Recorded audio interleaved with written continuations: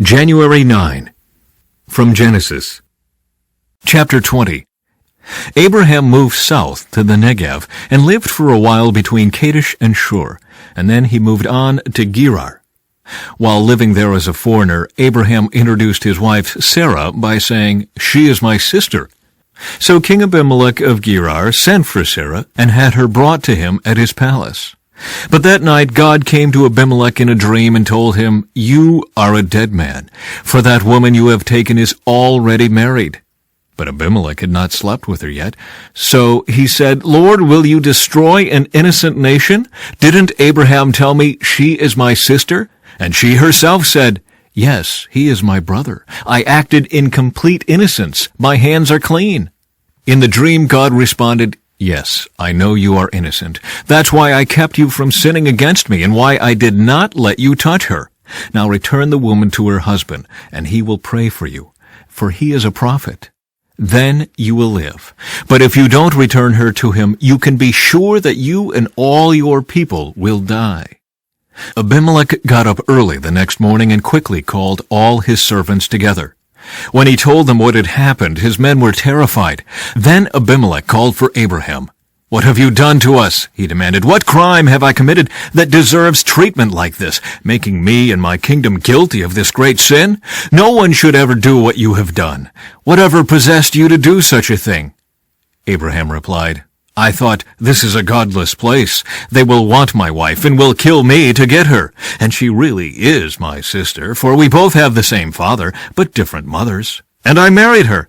When God called me to leave my father's home and to travel from place to place, I told her, 'Do me a favor. Wherever we go, tell the people that I am your brother.'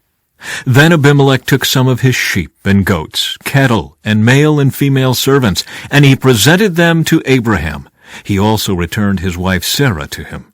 Then Abimelech said, 'Look over my land and choose any place where you would like to live.' And he said to Sarah, 'Look, I am giving your brother 1,000 pieces of silver in the presence of all these witnesses. This is to compensate you for any wrong I may have done to you. This will settle any claim against me, and your reputation is cleared.' Then Abraham prayed to God, and God healed Abimelech, his wife, and his female servants, so they could have children. For the Lord had caused all the women to be infertile because of what happened with Abraham's wife Sarah. The Lord kept his word and did for Sarah exactly what he had promised. She became pregnant, and she gave birth to a son for Abraham in his old age. This happened at just the time God had said it would. And Abraham named their son Isaac. 8 days after Isaac was born, Abraham circumcised him as God had commanded. Abraham was 100 years old when Isaac was born. And Sarah declared, "God has brought me laughter. All who hear about this will laugh with me. Who would have said to Abraham that Sarah would nurse a baby? Yet I have given Abraham a son in his old age." Hagar and Ishmael are sent away. When Isaac grew up and was about to be weaned, Abraham prepared a huge feast to celebrate the occasion. But Sarah saw Ishmael, the son of Abraham, and her Egyptian servant Hagar making fun of her son Isaac. So she turned to Abraham and demanded, "Get rid of that slave woman and her son. He is not going to share the inheritance with my son Isaac. I won't have it." This upset Abraham very much, because Ishmael was his son. But God told Abraham, "Do not be upset over the boy and your servant. Do whatever Sarah tells you, for Isaac is the son through whom your descendants will be counted. But I will also make a nation of the descendants of Hagar's son, because he is your son too." So Abraham got up early the next morning, prepared food and a container of water, and strapped them on Hagar's shoulders. Then he sent her away with their son, and she wandered aimlessly in the wilderness of Beersheba. When the water was gone, she put the boy in the shade of a bush. Then she went and sat down by herself about 100 yards away. "I don't want to watch the boy die," she said, as she burst into tears. But God heard the boy crying, and the angel of God called to Hagar from heaven, "Hagar, what's wrong? Do not be afraid. God has heard the boy crying as he lies there. Go to him and comfort him, for I will make a great nation from his descendants." Then God opened Hagar's eyes, and she saw a well full of water. She quickly filled her water container and gave the boy a drink. And God was with the boy as he grew up in the wilderness. He became a skillful archer, and he settled in the wilderness of Paran. His mother arranged for him to marry a woman from the land of Egypt. Abraham's covenant with Abimelech. About this time, Abimelech came with Phicol, his army commander, to visit Abraham. "God is obviously with you, helping you in everything you do," Abimelech said. "Swear to me in God's name that you will never deceive me, my children, or any of my descendants. I have been loyal to you, so now swear that you will be loyal to me and to this country where you are living as a foreigner." Abraham replied, "Yes, I swear to it." Then Abraham complained to Abimelech about a well that Abimelech's servants had taken by force from Abraham's servants. "This is the first I've heard of it," Abimelech answered. "I have no idea who is responsible. You have never complained about this before." Abraham then gave some of his sheep, goats, and cattle to Abimelech, and they made a treaty. But Abraham also took 7 additional female lambs and set them off by themselves. Abimelech asked, "Why have you set these 7 apart from the others?" Abraham replied, "Please accept these 7 lambs to show your agreement that I dug this well." Then he named the place Beersheba, which means well of the oath, because that was where they had sworn the oath. After making their covenant at Beersheba, Abimelech left with Phicol, the commander of his army, and they returned home to the land of the Philistines. Then Abraham planted a tamarisk tree at Beersheba, and there he worshipped the Lord, the eternal God. And Abraham lived as a foreigner in Philistine country for a long time. Some time later, God tested Abraham's faith. "Abraham," God called. "Yes," he replied, "here I am." "Take your son, your only son, yes, Isaac, whom you love so much, and go to the land of Moriah. Go and sacrifice him as a burnt offering on one of the mountains, which I will show you." The next morning Abraham got up early. He saddled his donkey and took 2 of his servants with him, along with his son Isaac. Then he chopped wood for a fire for a burnt offering and set out for the place God had told him about. On the 3rd day of their journey, Abraham looked up and saw the place in the distance. "Stay here with the donkey," Abraham told the servants. "The boy and I will travel a little farther. We will worship there, and then we will come right back." So Abraham placed the wood for the burnt offering on Isaac's shoulders, while he himself carried the fire and the knife. As the 2 of them walked on together, Isaac turned to Abraham and said, "Father?" "Yes, my son," Abraham replied. "We have the fire and the wood," the boy said, "but where is the sheep for the burnt offering?" "God will provide a sheep for the burnt offering, my son," Abraham answered. And they both walked on together. When they arrived at the place where God had told him to go, Abraham built an altar and arranged the wood on it. Then he tied his son Isaac and laid him on the altar on top of the wood. And Abraham picked up the knife to kill his son as a sacrifice. At that moment the angel of the Lord called to him from heaven, "Abraham, Abraham!" "Yes," Abraham replied, "here I am." "Don't lay a hand on the boy," the angel said. "Do not hurt him in any way, for now I know that you truly fear God. You have not withheld from me even your son, your only son." Then Abraham looked up and saw a ram caught by its horns in a thicket. So he took the ram and sacrificed it as a burnt offering in place of his son.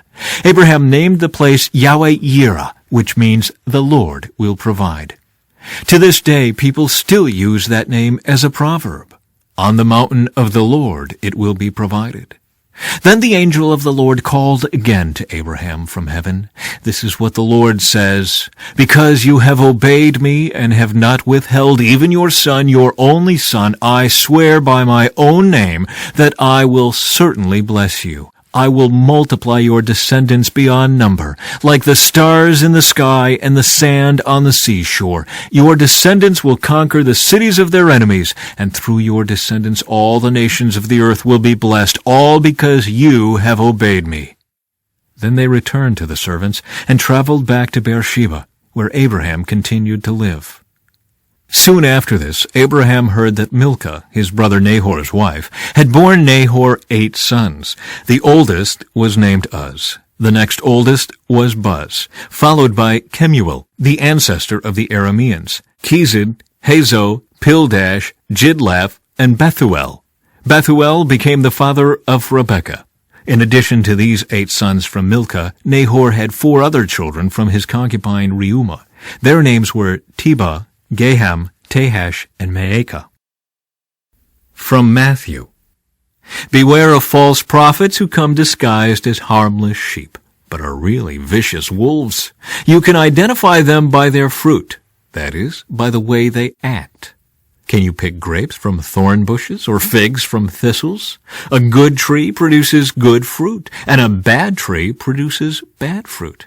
A good tree can't produce bad fruit, and a bad tree can't produce good fruit.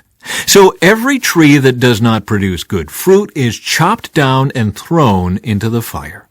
Yes, just as you can identify a tree by its fruit, so you can identify people by their actions. True disciples. Not everyone who calls out to me, Lord, Lord, will enter the kingdom of heaven. Only those who actually do the will of my Father in heaven will enter. On Judgment Day, many will say to me, Lord, Lord, we prophesied in your name and cast out demons in your name and performed many miracles in your name. But I will reply, I never knew you. Get away from me, you who break God's laws. Building on a solid foundation. Anyone who listens to my teaching and follows it is wise, like a person who builds a house on solid rock.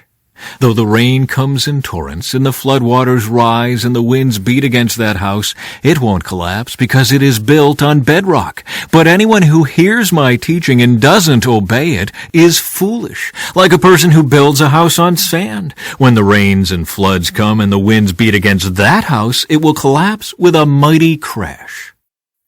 When Jesus had finished saying these things, the crowds were amazed at his teaching, for he taught with real authority, quite unlike their teachers of religious law. Psalm 9. I will praise you, Lord, with all my heart. I will tell of all the marvelous things you have done. I will be filled with joy because of you. I will sing praises to your name, O Most High. My enemies retreated. They staggered and died when you appeared. For you have judged in my favor. From your throne you have judged with fairness. You have rebuked the nations and destroyed the wicked. You have erased their names forever. The enemy is finished in endless ruins. The cities you uprooted are now forgotten. But the Lord reigns forever, executing judgment from his throne. He will judge the world with justice and rule the nations with fairness. The Lord is a shelter for the oppressed, a refuge in times of trouble. Those who know your name trust in you. For you, O Lord, do not abandon those who search for you. Sing praises to the Lord who reigns in Jerusalem. Tell the world about his unforgettable deeds. For he who avenges murder cares for the helpless. He does not ignore the cries of those who suffer. From Proverbs. Wisdom will save you from the immoral woman, from the seductive words of the promiscuous woman. She has abandoned her husband and ignores the covenant she made before God.